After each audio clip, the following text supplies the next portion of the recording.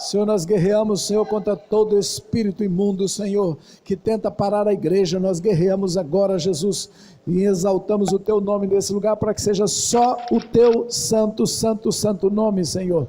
Manifesta-te, Senhor, com sinais e maravilhas no nosso meio. Manifesta o Teu Espírito Santo, Senhor, com um inundar, um rio de Deus nesse lugar, onde nós vamos entrar nesse rio, mergulhar na Tua presença, Senhor, e sermos, ó Deus, levantados para Te servir lá fora, Jesus. Abençoa-nos aqui para abençoarmos lá fora, Senhor. Capacita-nos aqui, Senhor, para Te servir ao próximo ali fora, Jesus. Faz uma grande obra, um grande ministério nessa igreja, Jesus. Toca cada um de nós para ser aquilo que o Senhor planejou.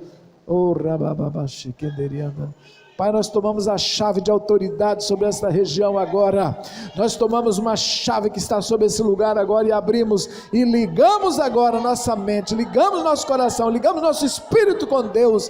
E ó Deus, e nos desligamos de toda obra maligna e declaramos os céus abertos sobre esse lugar. Aleluia, igreja. Glória ao nome do Senhor. Aleluia.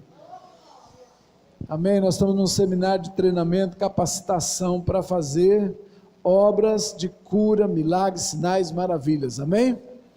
Então nós vamos abrir nossa mente e coração para esse treinamento.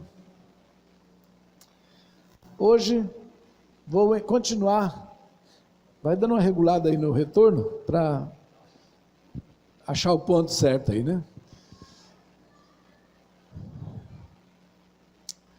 Jesus queria que os seus discípulos curassem, que os seus discípulos pregassem, ensinassem.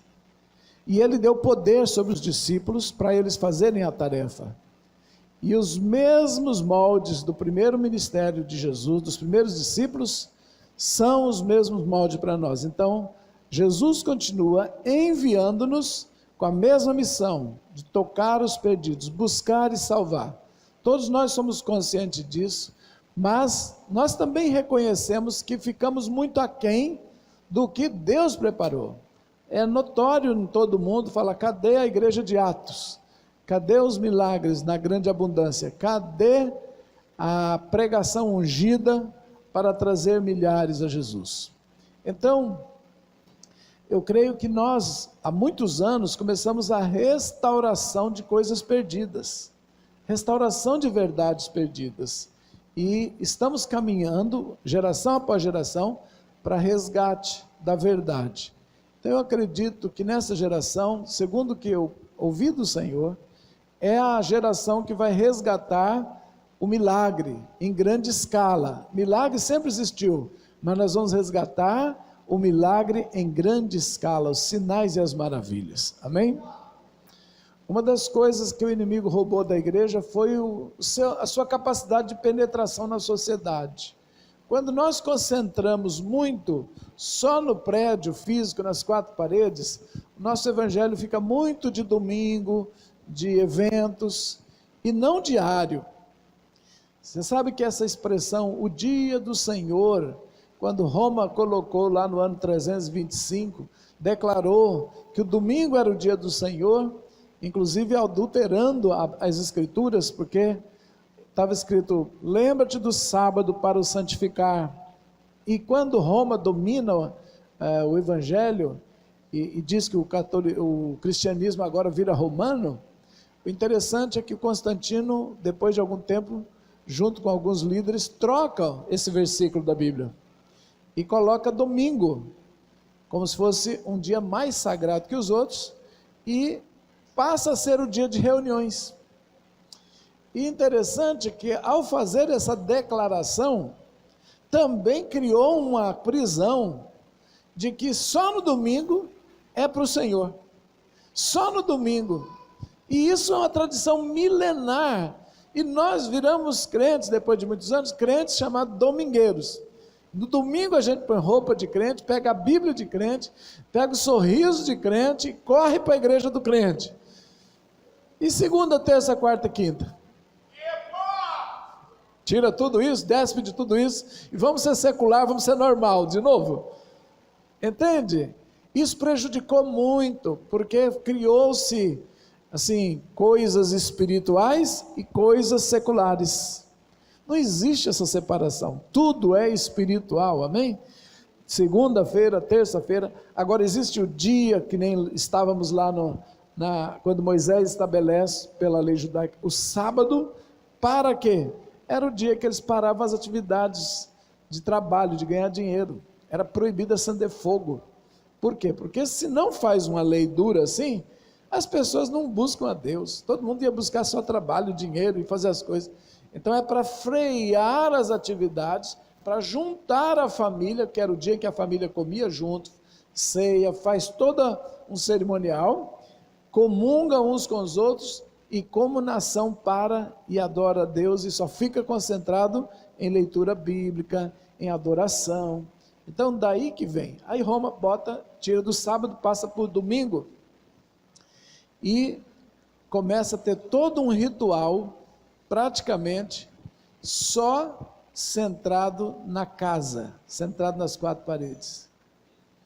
E ultimamente, uma das últimas reformas que os pensadores da igreja, os homens sérios de oração, e que estão buscando, eles estão escrevendo uns livros agora que chama O Dia não do Senhor, o Dia dos Santos, ou seja, o Dia dos Crentes. E eles estão enfatizando que agora é para a igreja pensar que o dia, ou seja, todos os dias, porque de 60% a 70% do nosso tempo é dedicado a trabalho, é dedicado a uma empresa, e é lá que tem que estar o reino manifesto. Aqui é a celebração, e lá é a nossa influência. Aqui nós não estamos influenciando ninguém, a não ser uns aos outros, mas por sermos todos convertidos, pouco se dá para fazer um pelo outro aqui. Agora lá fora nós somos sal e luz. Aqui é luz em cima de luz, sal em cima de sal.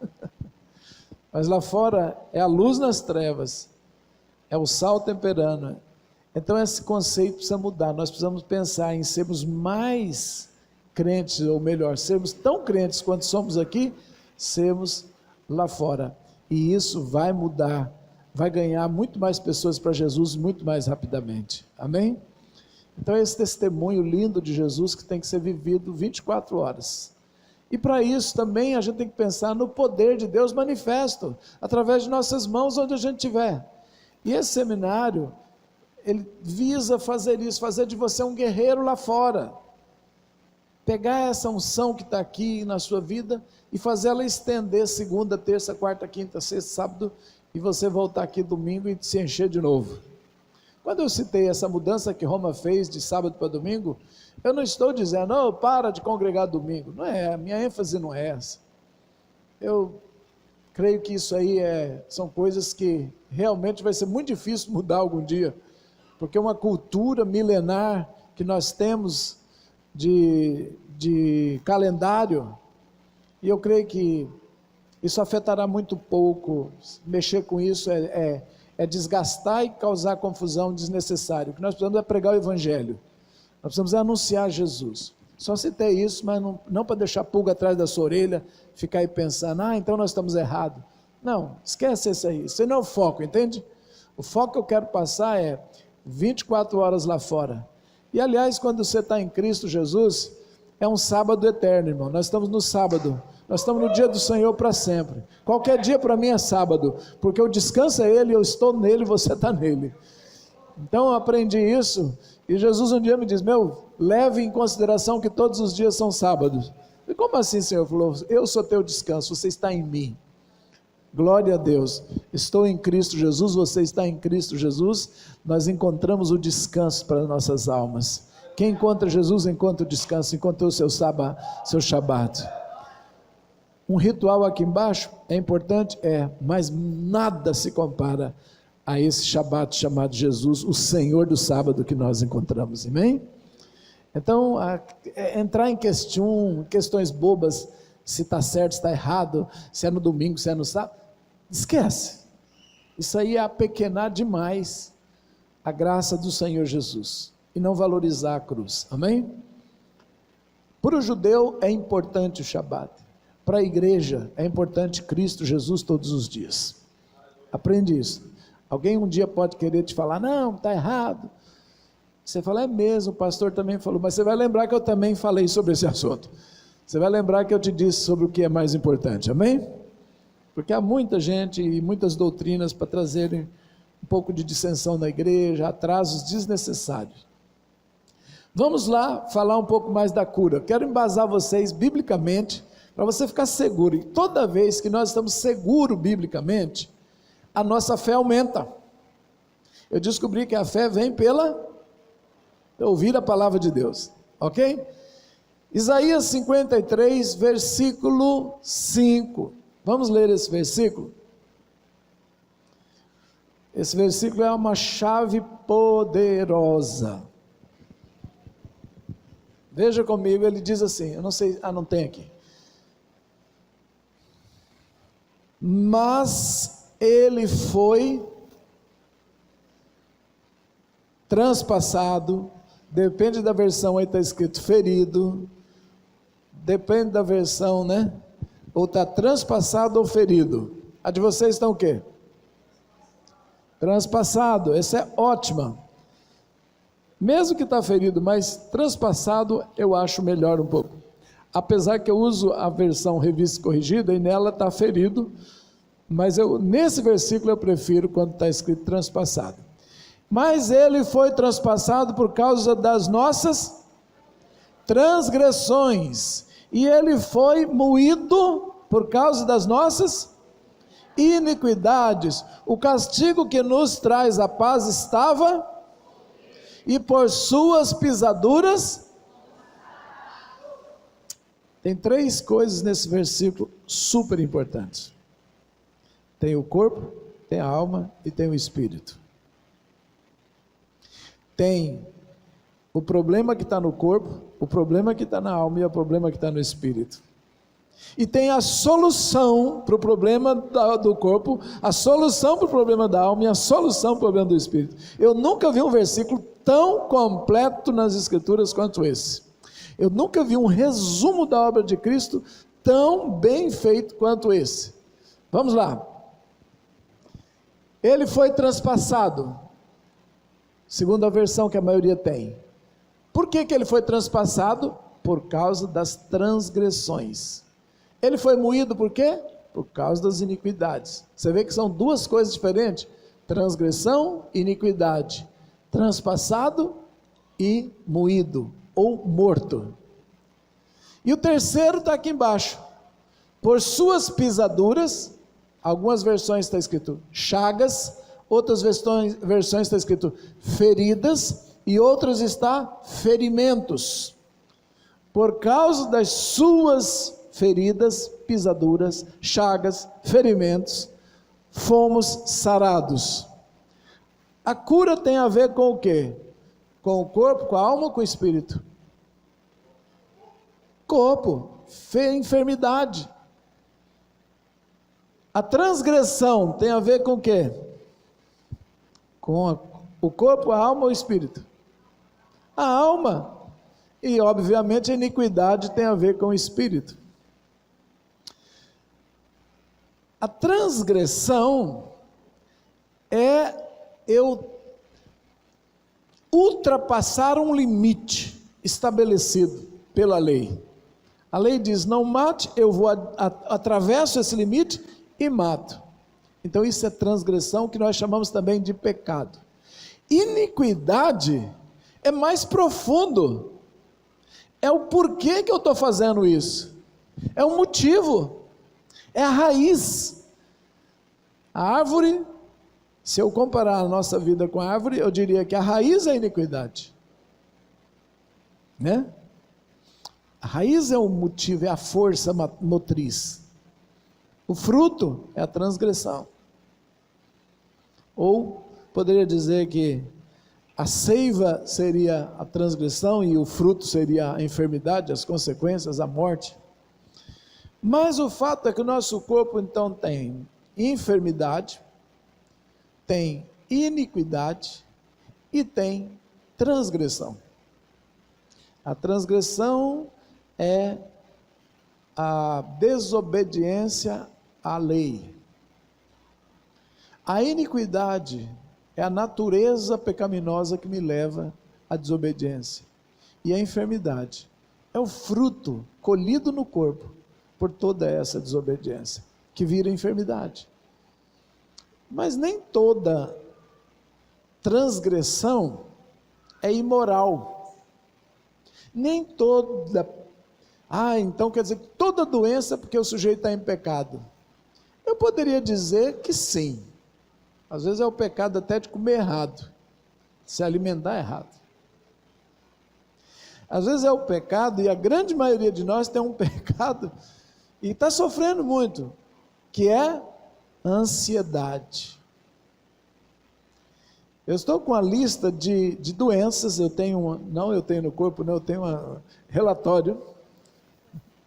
Eu tenho uma lista, um livro escrito de mais de 150 páginas, cada uma página tem uma doença. E cada doença daquela é analisada e mostra de onde ela vem. 90 e tantos % vem de sentimentos. E a grande maioria deles vem de culpa, vem de estresse, preocupação, ansiedade, nervosismo, acusação contra os outros, dificuldade em perdoar os outros e a si, ansiedade, nervosismo, ira não controlada. Esse daí é que está gerando 90% das doenças que estão sobre o mundo. São nossas emoções. E a gente não liga muito para isso, e nem tem às vezes uma teologia muito forte com relação a isso. Por exemplo, se uma pessoa tem muita dificuldade em perdoar, com certeza ela vai ter células cancerígenas. Amargura demorada, tempo demais guardando um medo, essa pessoa vai ter artrite, artrose. Se a pessoa tem problema demais com a mãe, atrito de mulher para mulher, tudo quanto é tipo de cisto, mioma, problemas em útero, ovário, tudo vem dessa relação mal resolvida. Abortos vão trazer consequências. Quase tudo que uma pessoa faz, depois que ela aborta, não dá certo. Porque os projetos morrem também, porque entra um espírito de morte. Então, com esse espírito de morte, você começa as coisas e essas coisas não dão certo, porque elas morrem também. Assim como tirou um projeto de vida, assim tudo que você projeta na vida começa a morrer também. Como que eu faço para lidar com isso, pastor? Pedindo perdão a Deus. O arrependimento é a nossa chave. Deus sabia que a gente ia errar bastante nessa vida. Então Ele providenciou que pela humilhação e pelo arrependimento, nós alcancemos a graça do que Jesus já perdoou. Já está perdoado, já está limpo. Ele morreu naquela cruz para que alcancemos, gente, toda a liberdade de tanta coisa que nos ocorreu nessa vida. Então Cristo providenciou uma solução para tudo isso. Eu não vou carregar mais esse problema para o resto da vida. Mas eu tenho que levar isso na cruz, eu tenho que receber essa graça, mas também preciso receber o Espírito Santo e passar a ter controle das emoções, passar a ter domínio próprio, passar a vencer o medo, passar a ter vitória sobre a ansiedade. O dia da manhã Jesus disse, não temas. Sabe quantas vezes está escrito na Bíblia, não temer? 366, até para o ano bissexto tem. É um dia para cada, é uma frase para cada dia do ano. Mas quantos de nós nos pegamos cheio de ansiedade, cheio de medos, cheio de preocupação, cheio de raiva de situações, de pessoas? A gente está pensando que está fazendo, que vai prejudicar os outros, ficando com raiva deles. Também não visito mais, também agora você vai ver o que eu vou fazer. Você desejou, seu corpo já está sofrendo. Mesma coisa que a gente comer veneno pensando que o outro vai morrer. Eu vou comer bastante esse veneno aqui porque eu vou matar fulano. Não vai matar nada, você está se matando, não está sabendo? O Jesus manda a gente perdoar, não é nem pelo bem do outro não, é da nossa mesmo, gente. Perdoar é para poder salvar a minha vida, não é do outro não. Então quem não vive esse sentimento, vai ter esse acúmulo. Mas esta nossa garantia de que Jesus fez a obra, tudo pode ser perdoado e tudo pode ser mudado. Esse monte de sentimento pode ser curado instantaneamente e diariamente nós podemos vigiar com o coração. Eu não costumo falar disso no seminário de cura, não. Eu não costumo falar de sentimento, sabe por quê? Porque eu vi que Jesus não ficou olhando muito isso, ele chegou e ministrou e deu bênção para todo mundo, e ele vai fazer assim também. Mas eu sinto vontade de explicar um pouco isso para vocês. Sentimento é algo muito perigoso, irmãos. É tão perigoso que Caim, quando chegou com a oferta, Deus atentou para o sentimento dele, e só não recebeu a oferta por causa do sentimento. Diz que o Senhor rejeitou Caim e a oferta. Sentimento é algo tão forte que a Bíblia diz que na hora que eu for levar a oferta, eu tenho que examinar o coração. Se tiver alguma coisa contra alguém, deixa a oferta, vai, arruma, depois volta e dá. Porque existem dois altares, um está visível aqui na terra e um está no reino do Espírito. Se você coloca no reino da terra, você vem e põe no altar da igreja, mas no Espírito, sua alma está amargurada contra alguém, o benefício que essa oferta traria não vem. Então você precisa arrumar no Espírito, arrumar, para que também quando você ofertar, não vá para o altar de Satanás. Qual uma oferta que um sacerdote pega, ele precisa levantar a Deus. Se essa oferta está cheia de raiva, perdão não dado, mesmo que o sacerdote da terra receba, mesmo que ele ore, é meio difícil. Por isso que Deus fala, espera, deixa e oferta com o coração limpo. Vai e arruma. A Bíblia diz assim, irai-vos e não pequeis. É permitido irar? É. Mas não pode pecar. Agora como é que eu fico irado, mas não entro em pecado? Alguém sabe me dar essa resposta? Como é que você ira e não peca? Não ser dominado. E para não ser dominado tem que fazer o quê?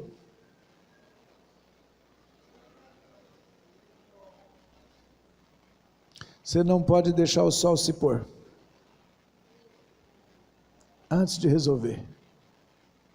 O limite é o pôr do sol. Está escrito em Efésios capítulo 4. Irai-vos e não pequeis, não se ponha o sol sobre vossa ira. Isso significa que enquanto a noite não chegar, você ainda tem tempo para resolver. Ou seja, trate da sua ira no mesmo dia que ela nasceu. Fiquei irado hoje, não vou dormir enquanto não passar essa ira. Vai fazer vigília, meu irmão. Não deixe o sol se pôr sobre a ira. A ira não, ou seja, nunca durma irado com a esposa, nem com o marido, nem com ninguém. Você sabe o que acontece para quem dorme irado? Não? Nunca te disseram? Você já dormiu irado? Tem gente que está há 20 anos dormindo irado. Por isso está cheio de problema, né, gente? Vamos acabar com isso hoje, amém? Eu dormi mais de 15 anos irado. Um dia Deus me falou, quando é que você vai resolver com seu pai? Quando é que você vai mandar, você vai se acertar com ele?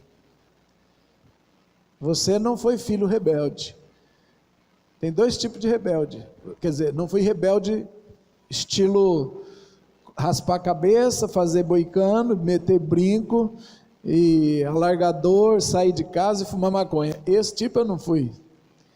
Eu fui o rebelde crente. Sabe como que é o rebelde crente? Ele não responde, ele não xinga, não fala palavrão, só fica na alma, secreto. Que raiva. Você é um rebelde educado, né? Rebelde prudente. mas do mesmo jeito, porque eu estava com muita raiva e eu estava bloqueado. Então Deus tratou comigo. Eu tive que falar com meu pai. E sabe qual foi a prova de resolver? Foi falar a verdade. Falar o que eu sentia, falar o que eu pensava, para mim não sofrer. É tão importante transmitir a verdade, viu, pastor? Porque é libertador para nós. Porque arranca aquele mal-estar que a gente guardou tantos anos. E é muito difícil falar. Os filhos que são considerados mais rebeldes são os que falam tudo para o pai, né? Fala o que pensa, xinga, tal. Esse é um rebelde bem explícito. Mas e o rebelde inquieto? Obedece tudo por fora, mas por dentro ele está com raiva do mesmo jeito, só que ele é educado, ele é crente, controlado, mas está dormindo irado do mesmo jeito. Não se põe o sol sobre vossa ira. E o próximo versículo diz: não deis lugar ao diabo. Sol sobre a ira, vai dormir, chega às trevas, os demônios vão procurar. Ei, tem alguém aqui que está irado, dormiu irado. Os demônios sabem e vão na casa da pessoa. E aí aquela noite mal dormida, que você tem um sonho esquisito, amanhece dolorido, amanhece o dia, mau humor, não estou bem. O mundo fala que amanheceu com o pé esquerdo. Esse é o ditado do mundo. Ixi, fulano levantou de pé esquerdo, é nada, foi dormir irado. E foi visitado por demônios. Queridos, Saul dormiu irado uma noite. Sabe com o que ele estava irado? Davi matou o gigante. Quando chegaram na cidade de Hebrom, a mulherada começou a cantar dizendo: Saul matou milhares e Davi matou 10 milhares. O rei escutou, ficou nervoso. E diz a Bíblia, no dia seguinte, um espírito maligno da parte de Deus o atormentava. Sabe por que eu fui achar esse texto? Porque eu estava lendo esse texto da ira de Efésios. Irai-vos e não pequeis, não deis lugar ao diabo. E eu estava estudando sobre demoniamento, e diz que as pessoas que dormem iradas ficam endemoniadas. E eu falei: Jesus, eu não posso pregar isso na igreja, vou assustar todo mundo? E eu disse: me dá uma base bíblica. E como eu não conhecia muito do assunto, eu estava recebendo um pouco por revelação e um pouco por estudo, eu falei: Senhor, se isso está na Bíblia, eu vou abrir aqui, vai cair no texto, hein? Olha o desafio, e abri, pá! 20 e tantos anos atrás, precisava aprender. Sabe onde caiu? Nessa frase, no dia seguinte. Eu falei: ele dormiu. No dia seguinte, ao quê? No dia seguinte, que ele estava irado por causa das mulheres ter cantado, no dia seguinte, ele estava endemoniado. Como que era o endemoniamento dele? Diz que ele ficava gritando, falando alto, brigando. Por isso que a gente pensa que a gente tem uns conceitos de endemoniamento só de pôr a mão para trás, e quando a pessoa está com aquela gritaria, nervosinho. Você é nervosinho, gritador lá em casa?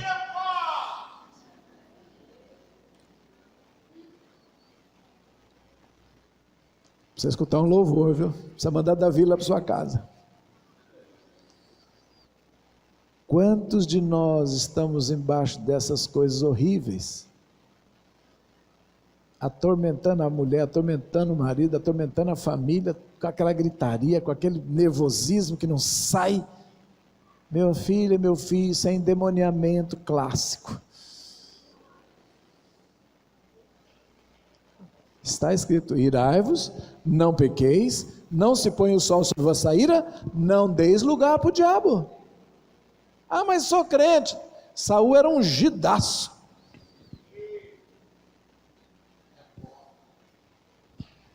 Pedro era ungido. Jesus diz: arreda Satanás. Amém, igreja? Não me admira que às vezes cuida do sentimento, porque senão vai vir muita doença. Vai vir morte antes do tempo. Vai vir debilidade no corpo, na alma, no físico, acabar com a gente. Trata a alma. Sentimento é tão importante que quando eu peguei as listas dos pecados na Bíblia, de Gálatas, a maioria era sentimento. Ira, sentimento. Inveja, sentimento. Sentimento faccioso está escrito lá.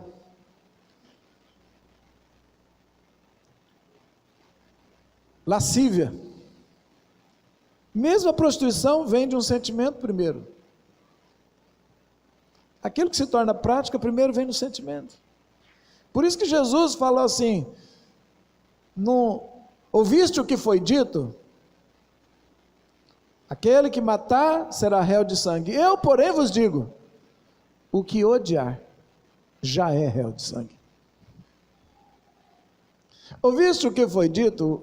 O que deitar com adúltera vai ser morto, lá está apedrejado. Eu, porém, vos digo: o que olhar com desejo, querendo, cobiçando, já está também no mesmo pecado de adultério. Então, é sentimento. O sentimento é que é mais importante. Quando você vê a lista dos frutos do Espírito, o que você vai encontrar? Bondade, mansidão, alegria. O que é isso? Sentimento. Como é que eu sei e vigio a minha vida? Pelo que estou sentindo. É assim que se vigia. Guarda o coração, porque dele procede as saídas da vida. A vida e a morte. Sai depois pela língua, manifesta, né? Então, gente, se queremos cuidar bem de nossa saúde, cuidemos também do que estamos sentindo, estamos liberando. Problemas dentro da família existem, mas o que eu vou fazer com isso? Vou pôr ele na luz, transparência, mas não vou ficar sofrendo o resto da minha vida com sentimentos de agressividade, de ira, de medo, de vingança, de um monte de coisas ruins. Leva tudo isso na cruz de Cristo, pede a limpeza, porque Ele já livrou-nos de tudo isso, já tem solução, tem cura para tudo, para as nossas transgressões, para as nossas iniquidades, para as nossas enfermidades, está tudo pronto, a cruz resolve tudo, levemos tudo à cruz, e aprendemos a andar no Espírito, e não satisfazer mais nenhuma desses apetites, nenhuma dessas concupiscências, nenhum desses sentimentos, amém? Vamos nos livrar desse vilão? Deixe-me falar agora um pouco daqui, isso aí eu dei um parênteses e puxei isso aí. Em Isaías 53:5, Deus promete a solução dos nossos 3 problemas, sendo que nós também podemos falar que é 2 problemas grandes, porque a gente pode falar que é um problema espiritual e um problema material, um problema físico e um problema no espírito. Iniquidade e pecado, normalmente eles são juntados na Bíblia, às vezes chama pecado, às vezes chama iniquidade, mas os 2 são problemas espirituais. Agora, enfermidade é um problema material, é palpável, é visível. Então, quando Jesus vai para a cruz, acontece 2 processos, um para resolver um problema espiritual e outro para resolver um problema material. É por isso que a gente tem 2 elementos na ceia. Falei disso da outra vez que vim aqui? Não sei se falei, mas vamos chegar lá. Eu diria para vocês então, vamos explicar o que é a transgressão.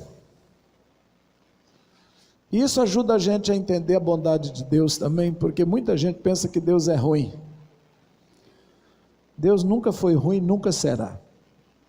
Deus é bom o tempo todo. No Antigo Testamento, todas as vezes fala, Deus é bom, Deus é bom, Deus é bom. Mas e a ira de Deus? Bom, Ele continua sendo bom. Mas Deus ira, diz a Bíblia que Ele irou-se. E ele descarregou toda a ira dele, aonde? Em Jesus. Tudo que ele ia castigar o mundo, ele falou: eu vou castigar meu filho, vai cair sobre ele tudo. Incrível, né? Como é que pode derramar toda a ira em cima do próprio filho? Para que não derrame sobre toda a humanidade, porque não aguentaria e estaria perdidamente para sempre no inferno. Mas o inferno estava exigindo um pagamento. Então Deus, na sua ira, demonstrou o seu maior amor, deu o seu Filho por nós. Para nós, extremamente bom, para ele, desconfortável demais. Ele mesmo, no Salmo diz, Salmo 88, diz que passou sobre mim toda a ira, caiu sobre mim todas as trevas. Eu estou como um homem ferido sem saída, eu estou num poço, nem amigos ficaram do meu lado, só as trevas são meus companheiros. Isso é um Salmo 88, o salmista entendeu o que Jesus passou, o Messias passaria, e escreveu antecipado. Em Israel tem um poço profundo, na casa de Caifás.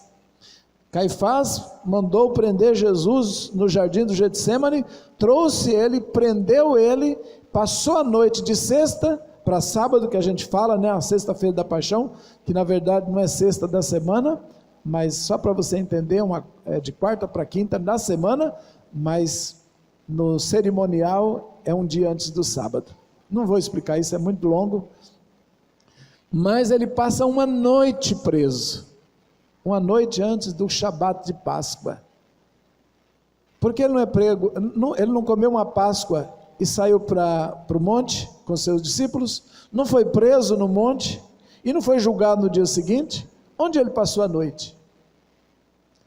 Ele passou a noite dentro de um poço, de uma cadeia, na casa de Caifás, e os arqueólogos descobriram esse lugar, e quando você for em Israel comigo, nós vamos descer lá dentro, você vai conhecer o lugar que foi escrito o Salmo 88, onde se cumpriu, melhor dizendo, o Salmo 88, é horrível ler esse Salmo dentro do lugar onde ele foi profetizado, aonde Yeshua passou as suas piores horas, amarrado, manietado, esperando o julgamento no dia seguinte. Quando eu disse que eu ia explicar transgressões, eu fugi um pouquinho, hoje eu estou fugindo demais, mas alguém está precisando ouvir, eu acredito assim. Irmãos, eu gosto de usar a ilustração que fica mais fácil.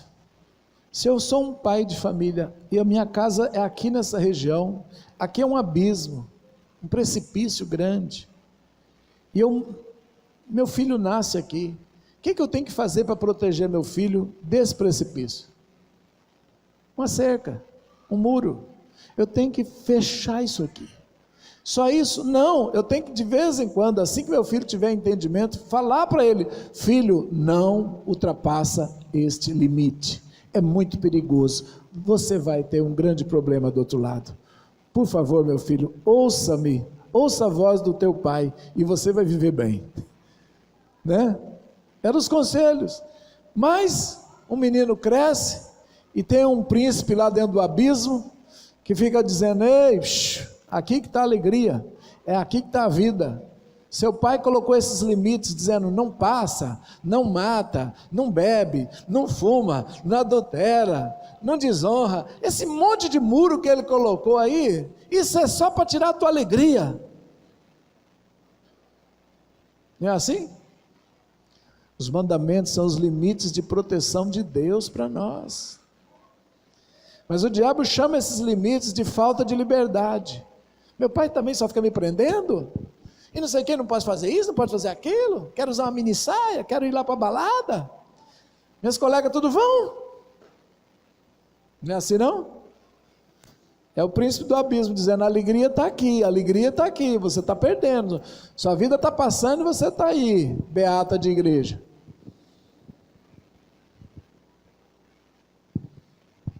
não está curtindo, ok? Então, meu filho vai, transgride, ultrapassa, e o que vai acontecer? Aí voltar daqui 10 anos, tudo arrebentado, não tem outro caminho, a alegria prometida não veio, a balada não era tudo aquilo, os amigos não eram leais, quebra. Enquanto ele está todo arrebentado, machucado, se ferindo, o religioso vai levantar e vai dizer: Deus está punindo.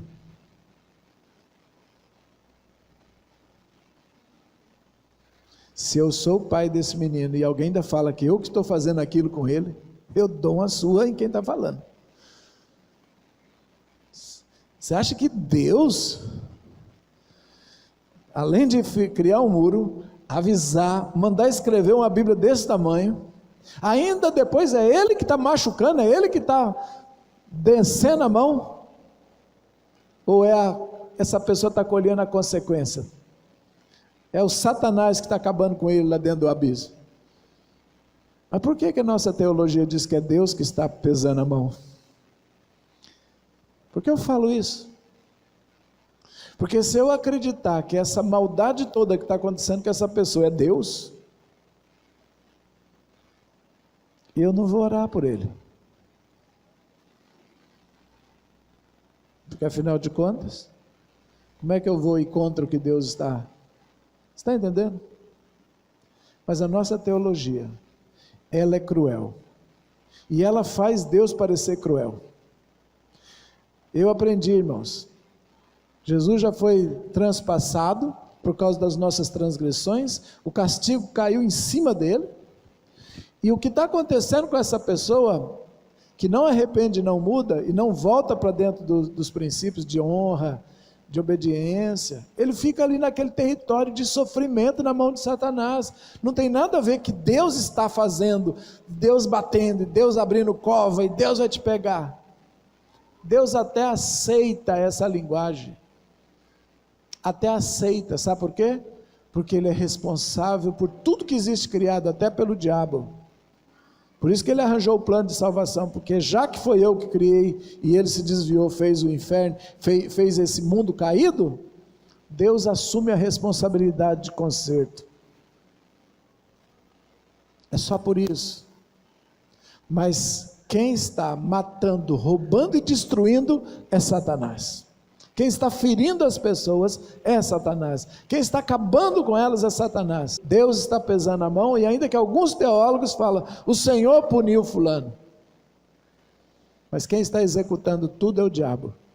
Porque essa pessoa saiu do território da proteção de Deus. Então, Deus está só esperando. Volte-se, arrependa-se, pula para o lado de cá. Volte à obediência e você ficará protegido. Então a nossa teologia, se a gente acredita que é Deus que está batendo e malhando a pessoa, você não vai orar, você não vai acreditar em milagre. Você compreende o que eu estou querendo dizer? Mas se eu entendo que eu posso ir até essa pessoa, e se eu tenho a chance de trazê-la ao arrependimento, ela vai desfrutar ainda de coisas boas. Mas eu estou falando para alguém que tem entendimento de Cristo, e quem não tem, eu chego e socorro, anuncio, prego, mas posso curar, e a melhor forma dele saber que ele é amado por Deus, é a cura sendo liberada, é a bênção sendo liberada. Por isso eu acho que é mais fácil às vezes, a gente fazer pelo perdido, do que para um crente que já é teimoso demais, que já errou demais. É difícil. Nisso há diferença. Porém, a grande maioria dos crentes que estão dentro da casa do Senhor, como aqui, eles não estão numa desobediência ferrenha, cega. Pode estar prisioneiro de alguns sentimentos ruins, de traumas. Isso tem, porque tem gente que está se recuperando, está tentando perdoar, está buscando o amor, está tentando arrumar a família. Isso é comum, mas eu estou falando daquele que é um pecador contumaz, que está fora e está pecando. É muito difícil lidar com esse tipo de pessoa. Às vezes é um Judas, né? Então, quando Jesus morre por nós, ele foi, não, volta o 35, o 5, transpassado. O que transpassou Jesus? Ele foi transpassado. O que transpassou ele? Lança. Mais o que? Só lança? Pregos, cravos, tum, tum, tum, de norte a sul, né? E mais o que foi transpassou ele? Espinhos. Olha só, tenta imaginar essa cena. Espinhos, prego, lança. De todo extremo, de um extremo ao outro, ele foi transpassado, porque de um extremo ao outro, de qualquer nível de pecado, ele pode nos perdoar e limpar. Não tem limite, não tem. Ele já fez a abrangência total para tudo que está, de uma largura a outra, do mais longe da esquerda para a direita, do mais alto ao mais profundo. Por isso ele foi transpassado e até o meio. Tudo ele pode perdoar para quem precisa e quer. Está resolvido já. De todo nível de pecado que tem sobre a terra, a solução já está dada. Então não tem essa, fui tão fundo no pecado que não tem mais jeito. Só se é uma pessoa contumaz, como a Bíblia fala, aquele que experimenta de Deus e depois abandona, larga, não quer mais. Esse sim, é difícil ter saída para ele. Porque Hebreus diz que é difícil trazê-los ao arrependimento, renová-los para arrependimento. O que muitas vezes se endurece. Agora Jesus já fez a obra, e o perdão até para essa pessoa está pronto. Agora, isso é transpassado, e por isso que ele foi nessa forma transpassado, de tão abrangente. Mas ele não ficou só nisso, isso aí é para dar perdão. Agora ele foi mais fundo, ele também recebeu uma lança que tirou dele o sangue, última gota, e também água, ou seja, não tem mais sangue. Quando ele é esvaziado totalmente do sangue dele, ele morre, ele já não tem mais vida. Então essa segunda etapa, quando fala moído por causa de iniquidade, tem a ver com a morte. Essa parte tem a ver com os pregos, ele ainda não tinha morrido, mas na hora que é moído, acaba a vida, é tirado dele o último sangue, ele prende a cabeça e depois o soldado ainda vai conferir, ainda arranca sangue, depois que ele já está entregue. Você sabe, vou te perguntar, você moço aqui, de camisa vermelha, qual é a idade do seu sangue? Faz nem ideia quantos anos tem seu sangue?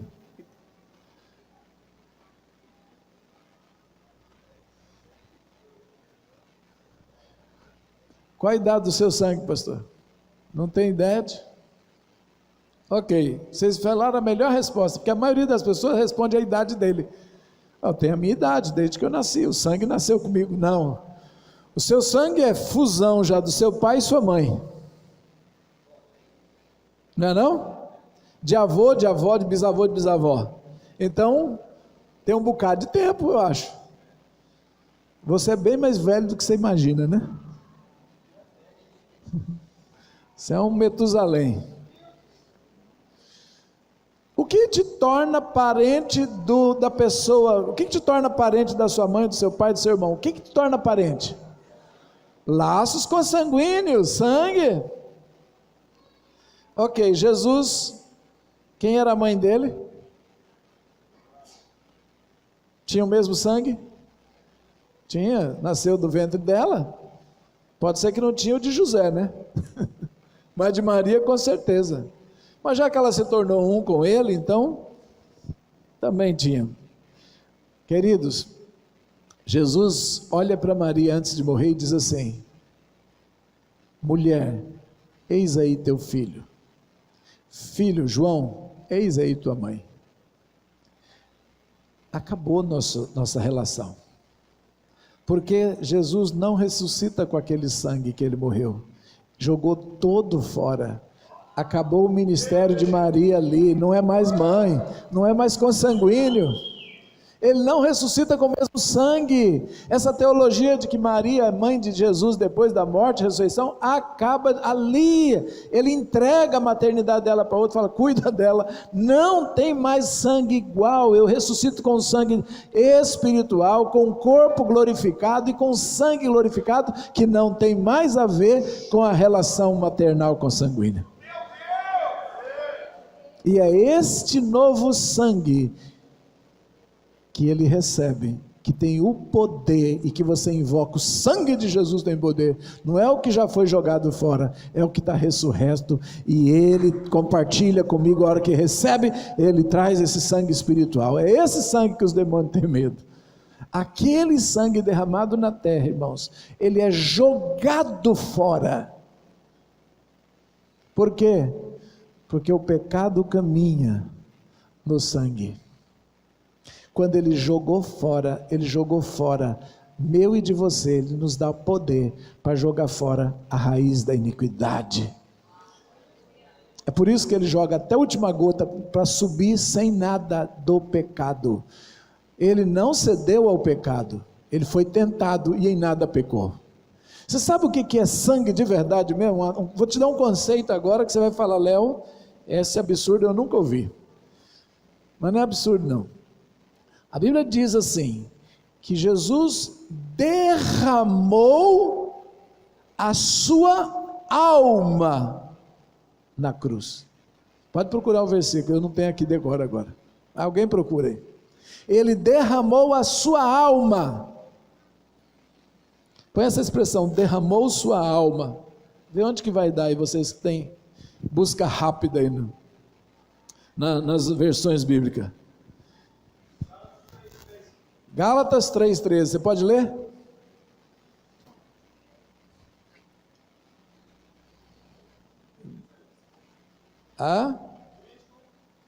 Isso. Cristo nos resgatou da maldição da lei, fazendo-se maldição por nós, porque está escrito, maldito todo aquele que for pendurado no madeiro. Não. Aí pode ser, vamos lá. Derramou a sua alma, eu acho que é Isaías mesmo, eu lembro mais aqui, Isaías, você está com ele aí, pode ler?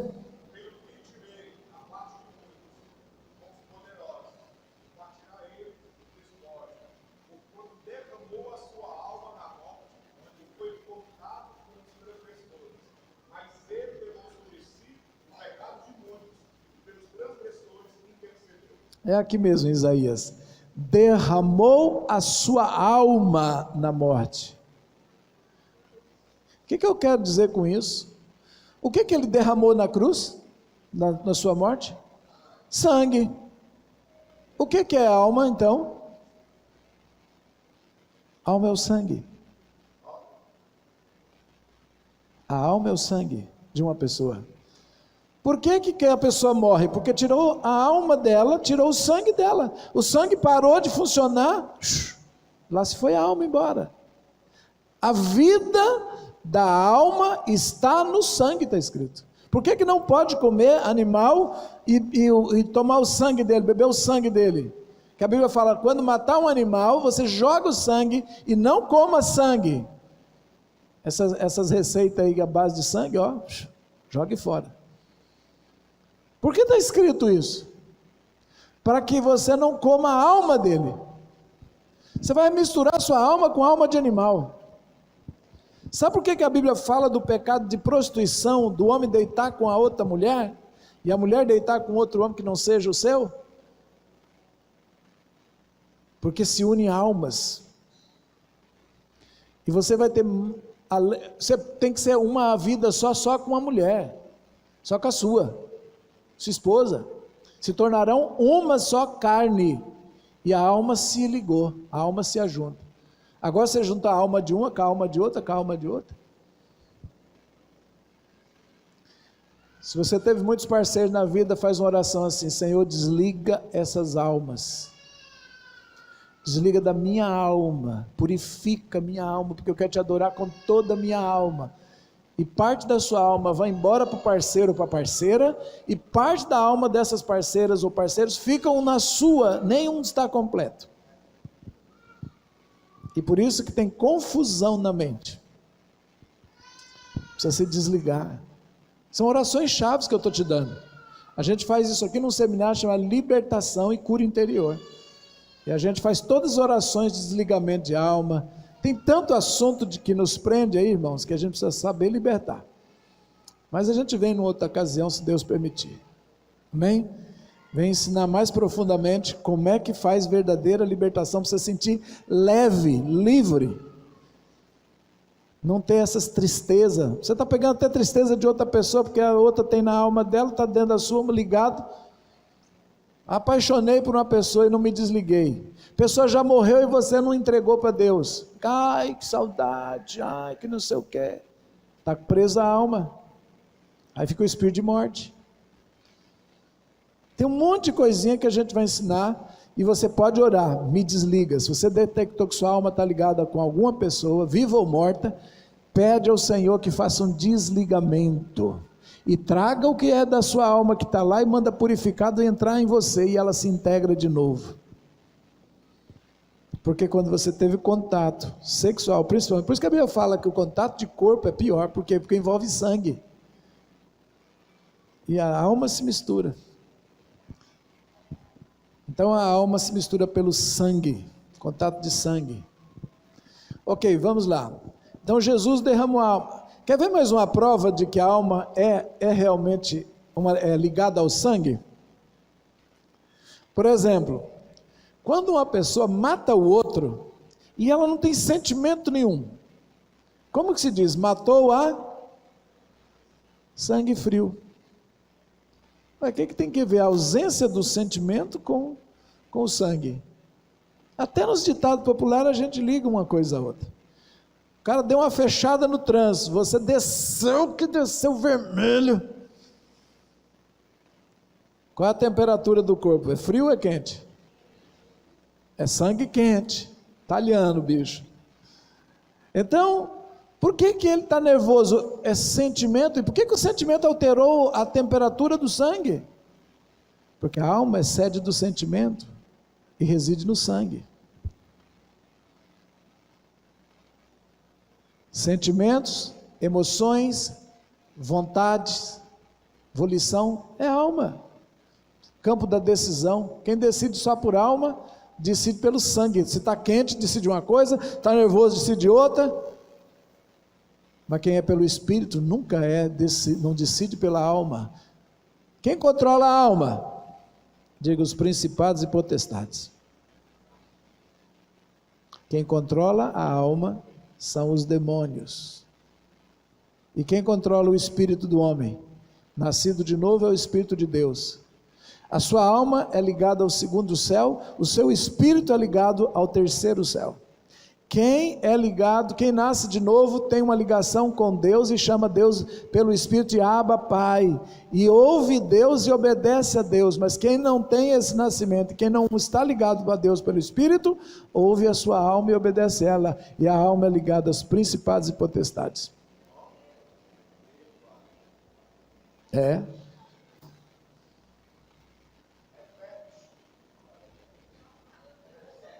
Corpo é ligado à terra, mundo material. Alma é ligada ao segundo céu e espírito é ligado ao terceiro céu, onde está Deus. Se eu nasci de novo e o meu espírito comunica com o Espírito de Deus, eu obedeço a Deus e não obedeço à alma.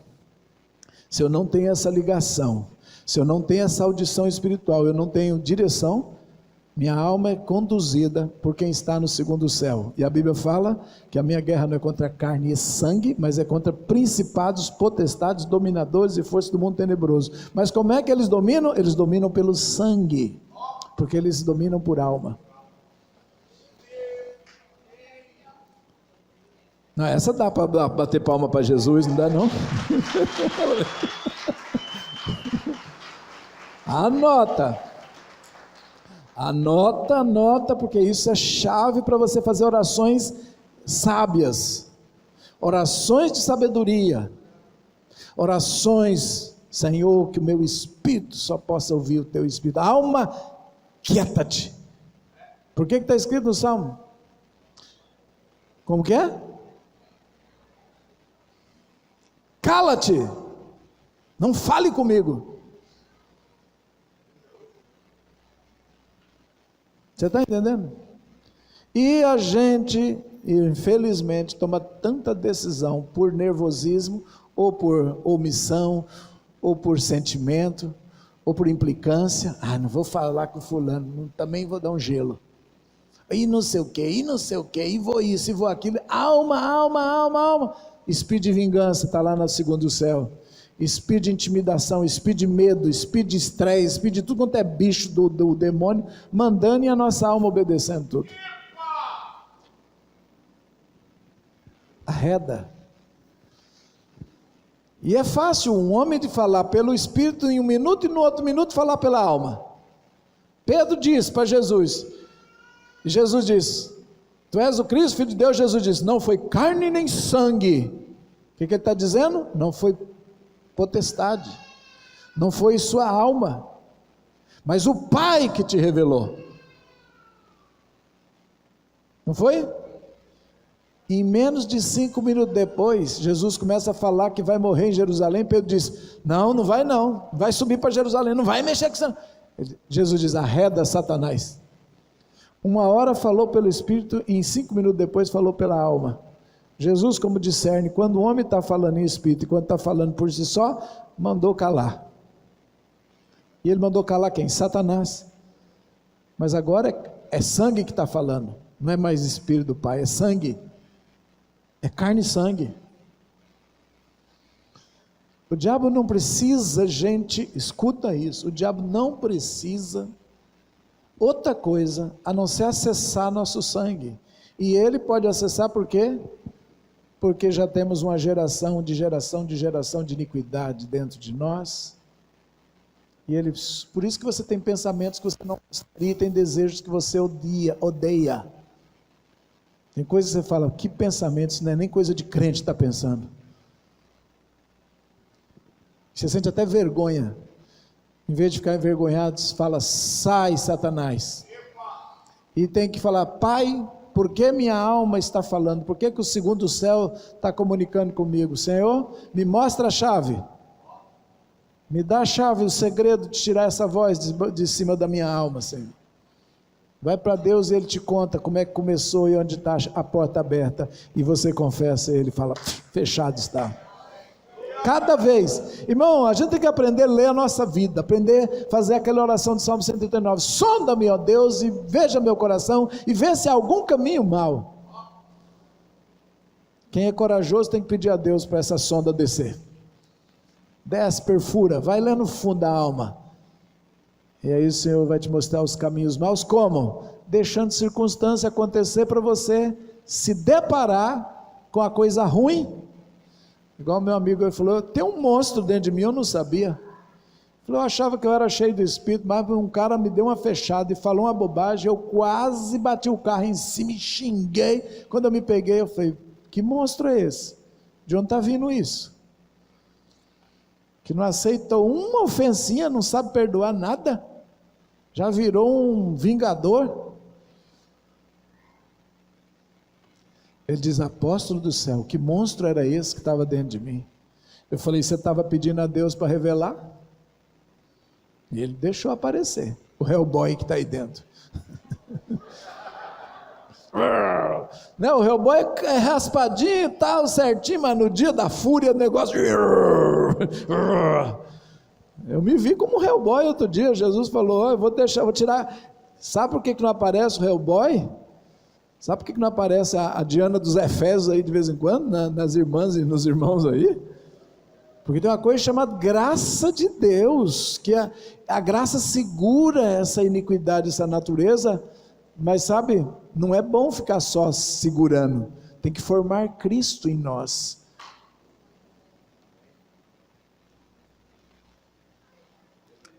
A graça segura um tempo, e o Espírito Santo vai trabalhando, convencendo do pecado, da justiça e do juízo, mas o alvo não é ficar segurando, o alvo é formar outro homem interior e despojar o velho homem, despojar o de carne e sangue e viver só aquele que foi feito Espírito vivificante. Quando você nasce da carne e do sangue, você é alma vivente. Quando você nasce de novo, é Espírito vivificado por Jesus. Nós temos que ser Espírito vivificado e não mais humano. Eu não quero mais ser humano, nem terráqueo, quero ser cidadão celeste. Nascido na terra é terra, nascido do Espírito é celestial. Você é um homem e uma mulher celestial. Tem que parar de viver com esse sentimento da terra, de vingança, medo, angústia, isso tudo é do diabo. Aleluia. Eu vou esticar você esses dias. Pega, vai virar. Vive o Senhor, aleluia. Eu não estou conseguindo ficar dentro do curso que eu vim dar, Jesus. Estou apavorado aqui, vocês não sabem. Mas assim, tipo assim, um apavoramento seguro. Amém? É bom, é bom. Mas tudo isso faz parte, só que eu estou exagerando, eu estou dando mais. Então, bora trancar a porta. Ninguém está na janela, né? Então ninguém vai cair para a gente precisar ressuscitar. O tal do Eutico ficou na janela. O crente que fica entre a igreja e o mundo, uma hora ele cai e morre. Lembra do cara que fica na janela? Porque ele está olhando no mundo e olhando na igreja, olhando no mundo e olhando na igreja.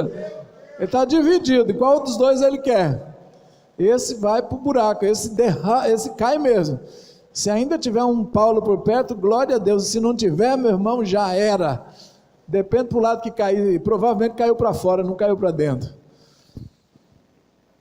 Não é não? Você já viu, se ele quebrou o pescoço, certamente ele não caiu para o lado de dentro, ele caiu para o lado de fora, do segundo andar. Quando a gente ainda cai para o lado de dentro, ainda está bom, né? Queridos, vamos lá. Eu tenho que me concentrar, porque a glória está puxando para tudo quanto é lado aí, aleluia. Está vendo? Você foi fazer aquela guerra? Rabachei, anda lá. Vai cantando aí que eu vou respondendo. Daqui a pouco o intérprete levanta. Aleluia. Então nós recebemos 3 soluções. 1, para solucionar esse problema terrível da nossa alma. 2, o mais terrível, que eu prometo que eu não vou devagar agora, que é o do espírito. Merecia uma aula à parte. E o terceiro, que é o do seminário, é o do corpo, é o do físico. Isso tudo que eu falei de sangue é só por causa do primeiro ponto, da alma. Do espírito é mais profundo ainda. Vai até o osso. Se um vai no sangue, o outro vai no osso. Porque o osso é mais profundo que sangue. Porque sangue acaba rápido. Enterrou, sumiu. Osso nunca acaba. Estão achando até de dinossauro.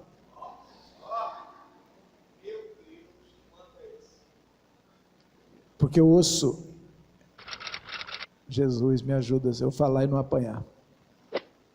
O osso tem a ver com o seu espírito. É a parte duradoura e eterna. Alma, espírito e corpo. Corpo é o mais frágil de tudo. Alma está interligada aí, dura um pouco mais. E dura bastante.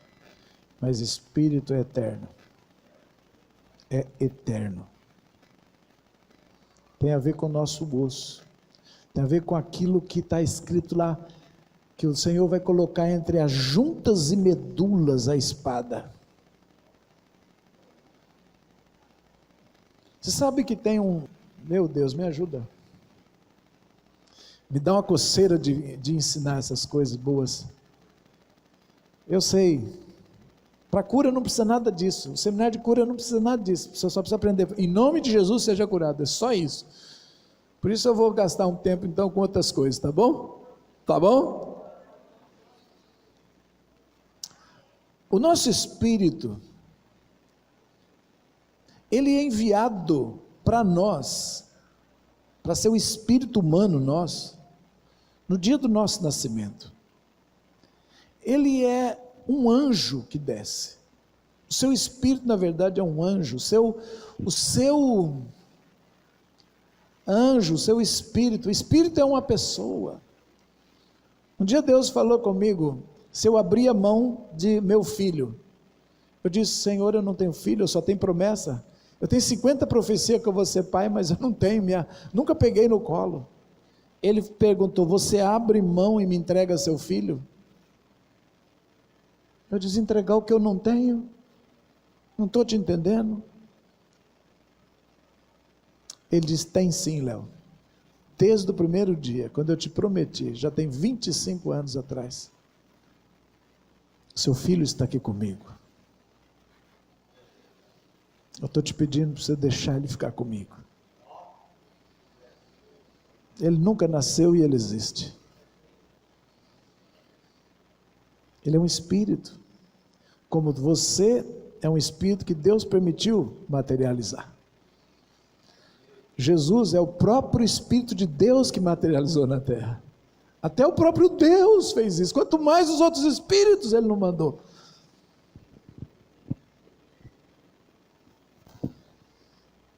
E Deus quer esse espírito de volta, é dele.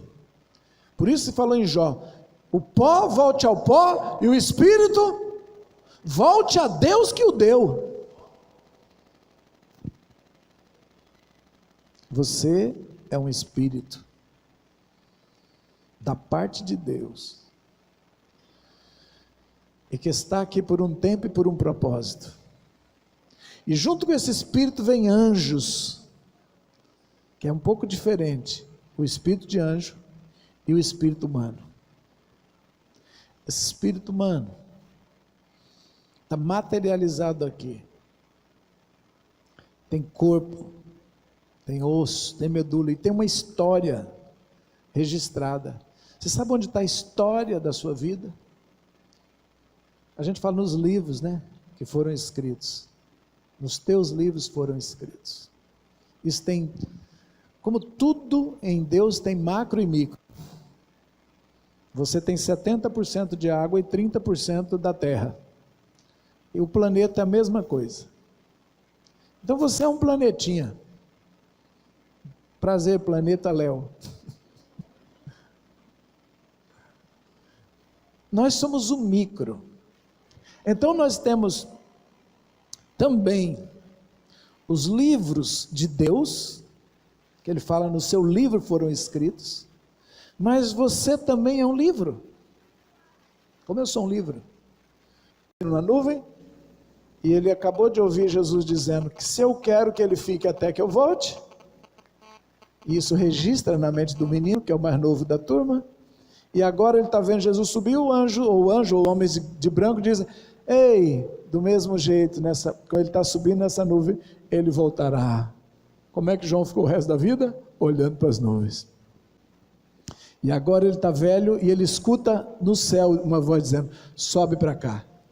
Quando ele chega no céu, igreja do Senhor, ele olhou tudo e escreveu o capítulo 4 e 5, trono, 24 tronos, viu 7 lâmpadas dos 7 Espíritos de Deus, viu os 4 seres viventes, viu dar em glória ao Cordeiro, viu tudo, mar de vidro, descreveu tudo da melhor maneira, descreve tudo no capítulo 5 da melhor maneira, e de repente ouviu-se no céu um livro no trono, e dizia, não há no céu, nem na terra, nem debaixo da terra, ninguém digno de abrir o livro. E eu chorava muito, porque ele sabia que esse livro tinha a ver com a história de cada um de nós, que era impossível ser mudada, e todos tinham pecado, e estavam condenados pela história de vida. E ninguém pode mudar isso. Mas vai chegar um livro escrito no céu, um homem livro. Vai chegar alguém que tem o poder de mudar a história dos seres humanos, de apagar a iniquidade, de perdoar os pecados e de curar as enfermidades. Ele escreveu cada dia da história de João, 21 capítulos. Registrou tudo.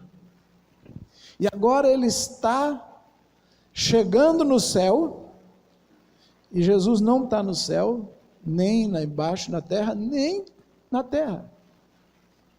E ele chega no momento, e olha tudo, e descreve tudo, e não vê o Cordeiro, não vê Jesus. E ele começa a chorar, porque a vida inteira, a única coisa que ele quis, só foi Jesus. E ele não está aqui. Pode ter trono, pode ter o grande Deus Todo-Poderoso, mas o que ele conhecia?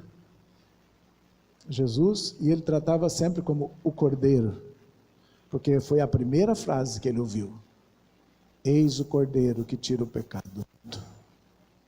Quando ele chora, porque ele entende que o perigo que tem de não poder mexer nessa história de vida do livro de cada pessoa, ele sabe que se não mudar isso, a condenação é para todos, porque todos pecaram.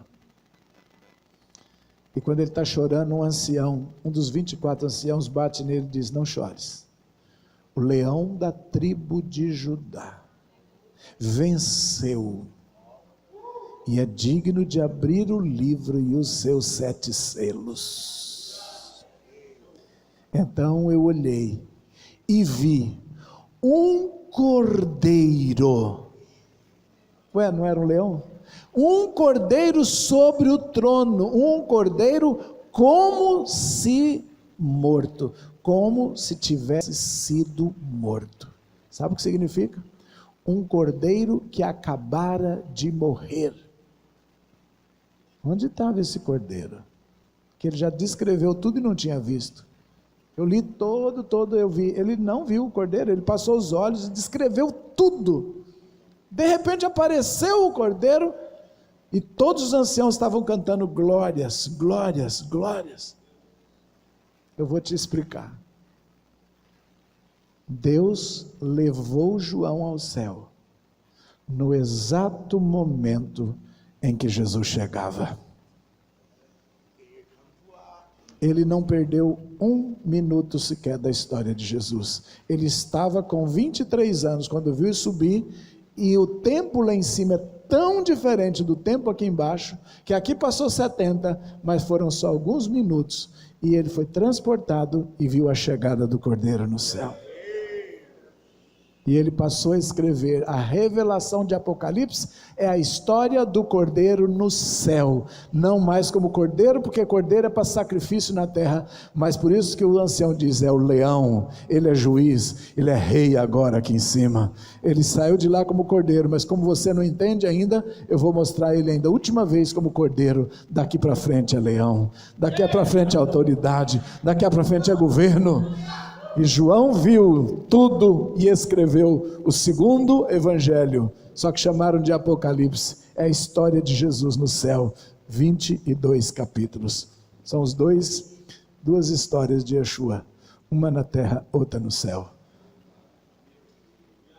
Quem ama mais Jesus é o que mais recebe revelação. Por isso que João é do amor, porque quem ama guarda os meus mandamentos e o Pai se revela para ele. Ninguém tem mais revelação do que João teve, porque ninguém teve mais amor do que João amou. Ele é o apóstolo do amor. Quer receber revelação? Ama Jesus. Quer uma oração chave? Senhor, dá-me um coração como o de João. Eu já orei isso um monte de vezes. E por isso que eu vou em Pátimos a terceira vez. Porque é desde que eu pisei em Pátimos, meu Deus do céu, quando eu entrei lá, a ilha toda ungida de amor. A ilha toda. Eu chorava de amor dentro daquela ilha. Eu falei, Deus, o que é isso? Ele falou, João esteve aqui. Eu disse, Jesus, eu quero isso. Eu quero isso. Ele falou, eu te trouxe para isso. Jesus me explicou que cada apóstolo do Cordeiro de Deus é uma porta. E por essa porta passa por ele a virtude do reino. Por Paulo passou doutrina, por Pedro evangelismo, por João amor. E a virtude vem para a terra no período em que a terra mais estiver cumprindo os escritos daquele apóstolo. Então, como ele escreveu Apocalipse, quando estiver a geração vivendo Apocalipse, está escrito que no fim dos tempos o amor de muitos esfriará. Então Deus já proveu pela última porta, João, a passagem de amor que será suficiente para a igreja vencer o mundo na última etapa. É por causa de João.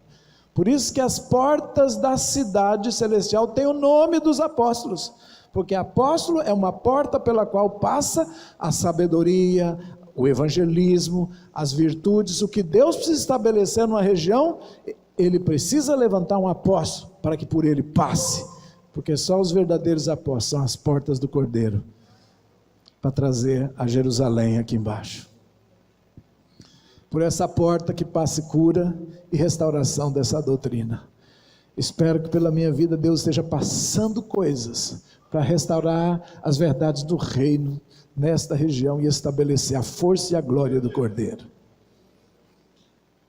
Jesus num dia só, meu Deus, providenciou.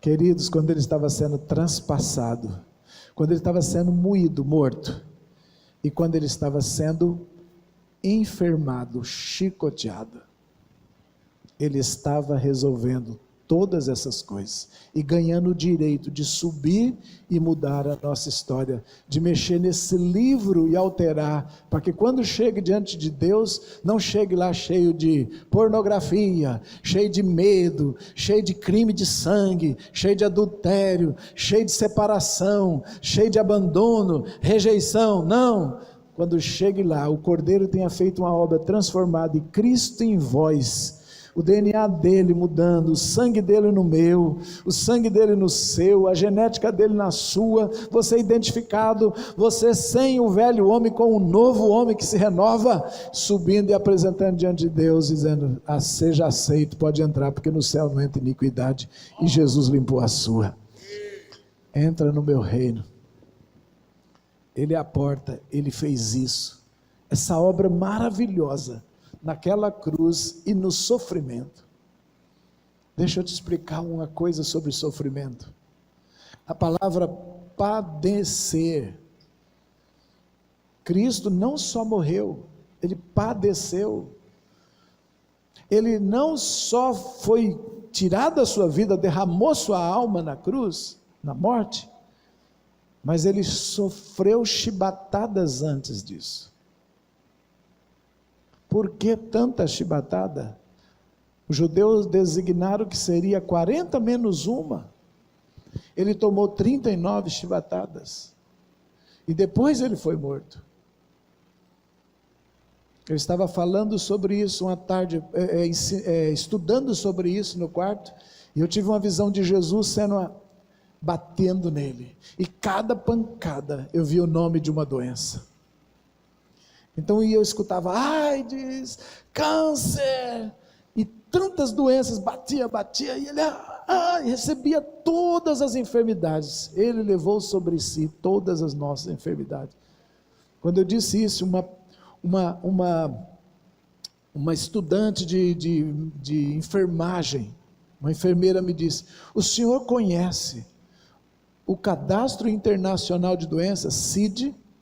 Eu disse não. Ela disse, existem centenas de doenças na terra, mas elas foram colocadas em grupos, e tem 39 grupos de doenças sobre a terra, o mesmo número de chibatadas que ele levou 2000 e poucos anos atrás. A ciência moderna chegou ao mesmo número, ele levou todas as doenças, você não precisa levar mais. Acabou.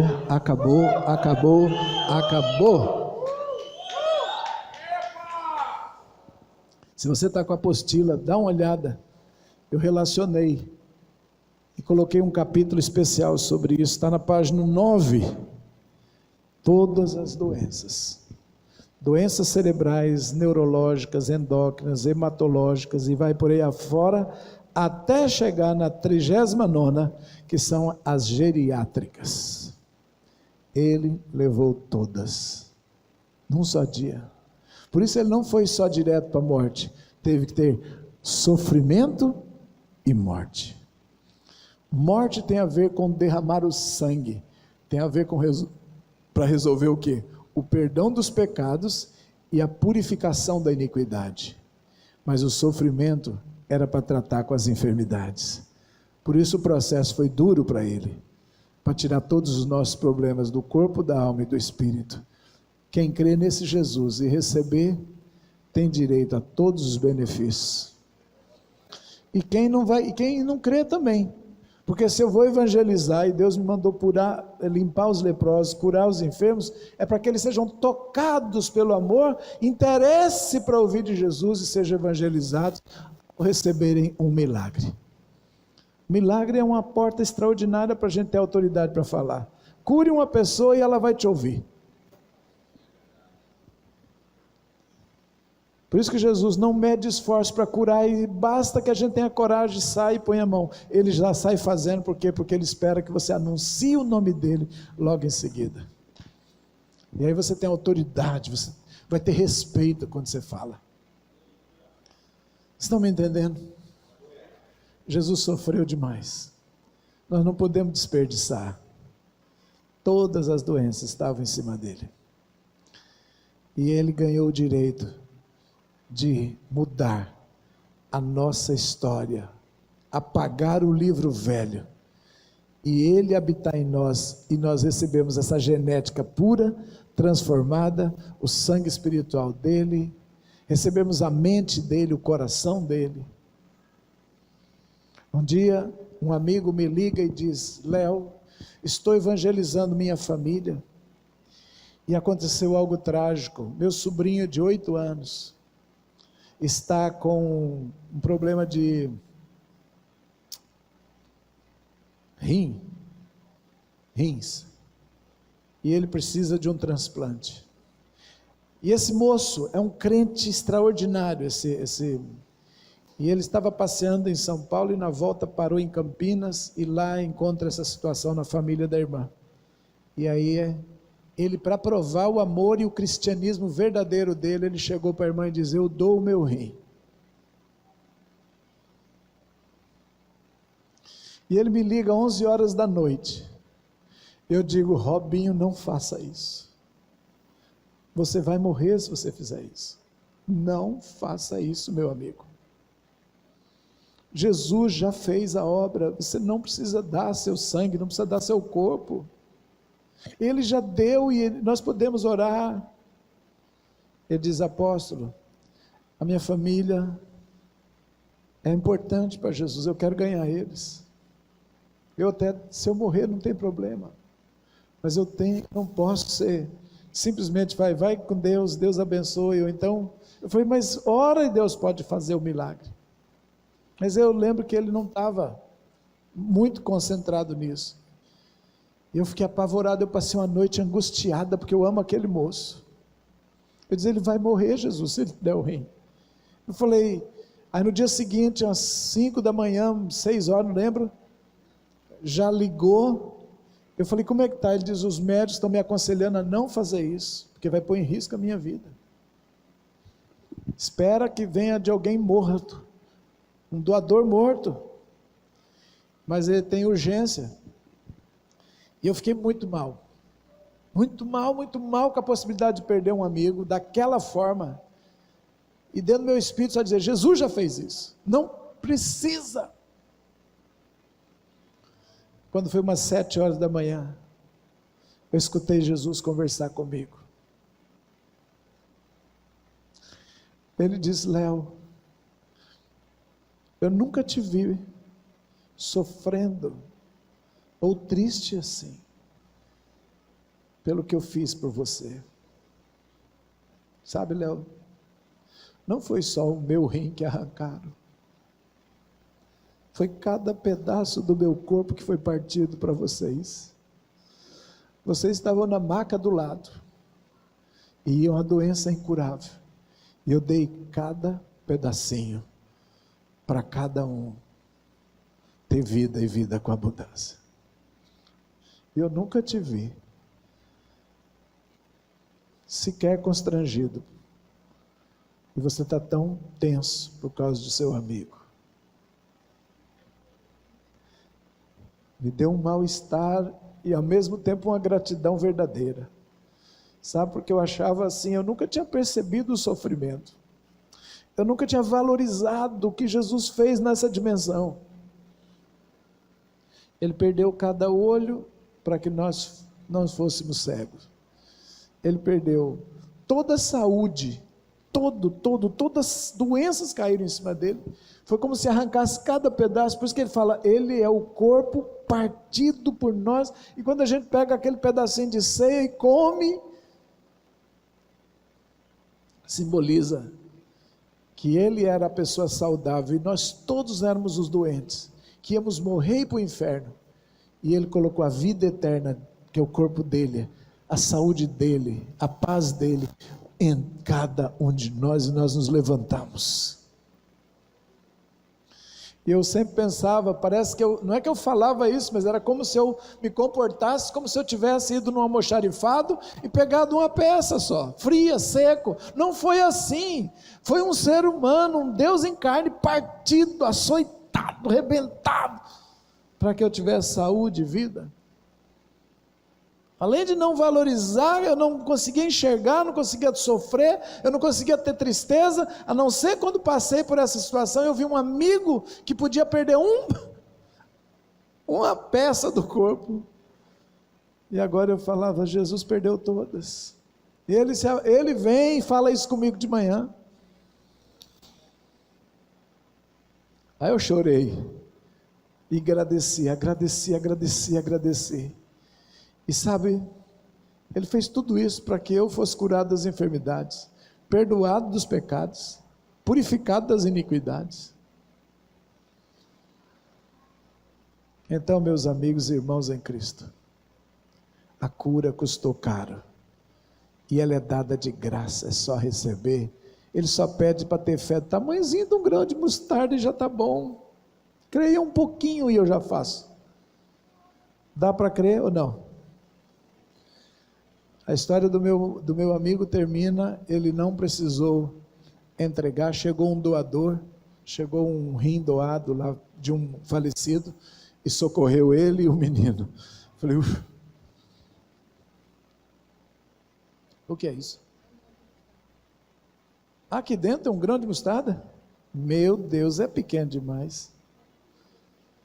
Olha só, dentro desse pingente, que já você não está enxergando, mas não é o pingente, lá dentro do pingente tem uma cabeça de alfinete, isso é um pingente do grão de mostarda, é o tamanho, a fé como um grão de mostarda, diz assim, se tiver fé como um grão de mostarda, Jesus exige muito de nós, ele está dizendo, eu fiz tudo, acredita em mim, eu te amo tanto, eu fui seu doador, que você não sabe, né? E se você declara isso, você é curado. Você aceita isso, você é curado. Você crê nisso, nesse sacrifício, nesse partir, você já é curado. Pede perdão de um pecado, é perdoado. Simples assim, ele diz, me dá um pouquinho de fé, será que eu mereço?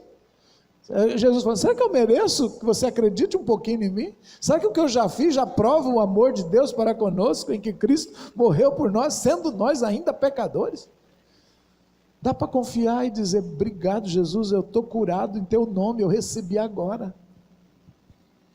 Você acha de onde vem a ousadia que eu tenho de ficar falando para as pessoas, você está curado? Vem de mim? Vem do fato de eu saber o que ele já fez e confiar demais nisso. De mim eu desconfio o tempo todo, que eu não sei se vale alguma coisa. Mas ele, esse nome tem poder. E esse eu não duvido nunca Dá para ser ousado depois disso. Seja ousado, seja curado. Sabe, naquele dia de manhã, depois que Jesus me vem e fala isso, meu Deus, diz que eu nunca fiquei constrangido, nunca fiquei triste, e ele fez muito mais do que o meu amigo Robson estava fazendo. Aquela noite, aliás, no dia seguinte eu fui para uma inauguração de uma igreja e chegou lá, no meio daquela festa toda e tal, e fizeram uma ceia. E alguém notou que eu estava lá. Chegou o apóstolo Léo, o senhor quer ministrar ceia para nós, apóstolo? É uma honra, o senhor veio aqui na nossa inauguração. Eu falei, tá bom, esse é o pão partido, né? E eu contei essa ilustração com um pedaço de pão na mão. Cada um estava com um pedacinho de pão na mão, e Jesus me falou, fala para eles levantar. Só que antes de levantar, diz assim para eles, conta essa história. Eu contei. Sabia que ele deu o órgão dele, cada órgão dele foi repartido por nós, para curar nós todos. A vida eterna está nesse fato dele ter dado para nós o seu sangue e o seu corpo. E ele me disse, acabou de me dizer agora, ele falou, que nós recebemos, comemos, só que ele está pedindo, está perguntando se algum de nós devolve o corpo dele. Eu vou perguntar para vocês têm coragem de devolver o órgão dele de volta e ficar sem? Alguém tem coragem de devolver? Falar, toma, pega de volta. Vocês têm coragem de devolver? Ele mandou perguntar lá atrás, eu estou perguntando aqui também. Aí eles começaram a sentir medo, e um tremor, falando, não, tira não, Senhor, tirar isso aqui é inferno na certa, é doença na certa, é problema, é depressão, é casamento destruído, é finança indo embora, tira isso. Sabe o que ele me disse? Mas vocês precisam se preparar, porque eu vou vir buscar o meu corpo na terra. No final da conta, meu corpo tem que voltar para mim e se ajuntar todo comigo. Bendito seja aquele que tiver o corpo de Cristo, porque vai subir para encontrar com Ele. É isso que Ele vai fazer. Ele diz, eu vou buscar o meu corpo. O meu corpo tem que ficar com a cabeça, tem que ficar comigo. Tem que se ajuntar comigo. Graças a Deus Ele não vai tirar de nós, Ele vai levar gente. Mas para isso, a vida dele tem que estar desenvolvida em nós. Cristo em nós, esperança da glória. Querido, a sua cura está pronta tem 2000 anos. Custou caríssimo esse tratamento. Impagável. Mais que qualquer plano de saúde caro que tem nessa terra, ele pagou um preço. Você tem o privilégio e o direito a níveis de cura profundo, seja na alma, seja no seu espírito, seja no seu intelecto, seja no seu corpo, aonde for, já está pago o maior plano de saúde da humanidade, com o médico mais perfeito do mundo. Ele só pede, creia, confia e declara que eu sou teu Senhor, declara a cura sobre você, fala para ela que já chegou o Senhor dos senhores e Rei dos reis, que Ele já está ressurreto e Ele tem poder, e Ele vai buscar o corpo dEle em todos nós, e bendito seja aquele que comeu desse pão e bebeu deste sangue, é participante do reino, e participa de todas as coisas do reino, e no reino não tem doença. Amém? Esse seminário está todo diferente. Eu tenho que acrescentar mais capítulos nessa apostila. Levem essa apostila. Foi tempo com Jesus para fazer isso. Você vai amar, você vai gostar, você vai entender profundamente. E gasta pouquinho.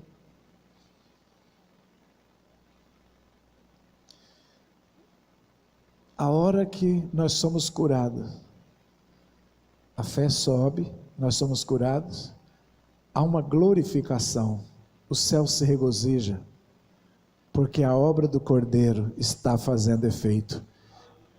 Ele verá o fruto do seu penoso trabalho, está escrito.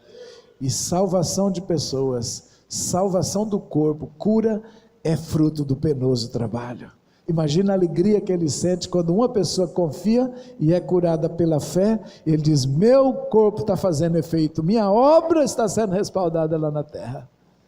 A alegria que não dá para Jesus é a mesma alegria daquele que doou um órgão e vê o outro se levantar e ficar vivo.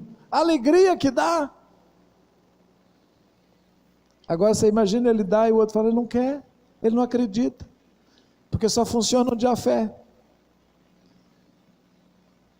Está tudo pronto, sua coluna nova está pronta, seu coração está pronto, as varizes estão limpas, as veias estão desentupidas, o olho que está lá está pronto. Ele deu tudo. A fé recebe.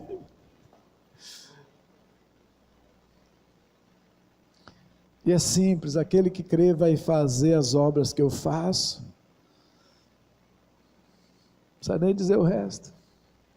Fazendo essa já está bom. E fará maiores, porque eu vou para o Pai. Ou seja, eu não vou ter tempo mais, mas vocês terão 70, 80 anos para fazer. Ele só teve 30, só teve 3 na verdade, né? Ele falou: vocês farão mais porque eu vou para o Pai. Então, igreja gloriosa, igreja do Cordeiro, igreja do céu, igreja comprada no sangue, a preço glorioso, a cura está disponível.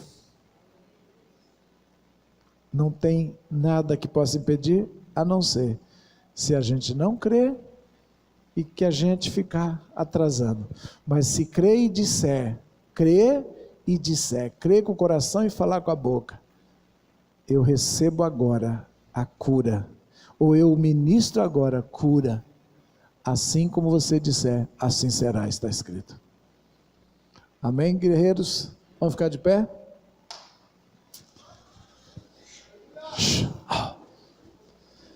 Ativa tudo aí. Quando Yeshua voltar para buscar,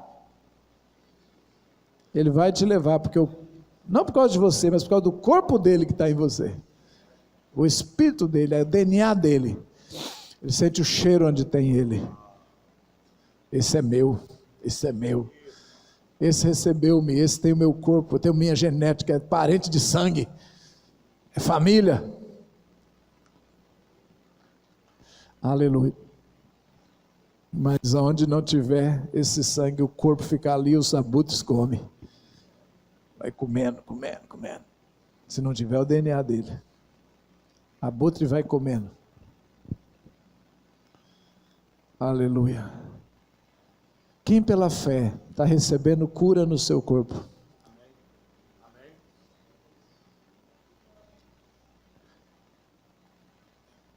Pede, manifesta, ordena ao seu corpo que receba o benefício da cruz, o benefício do sofrimento.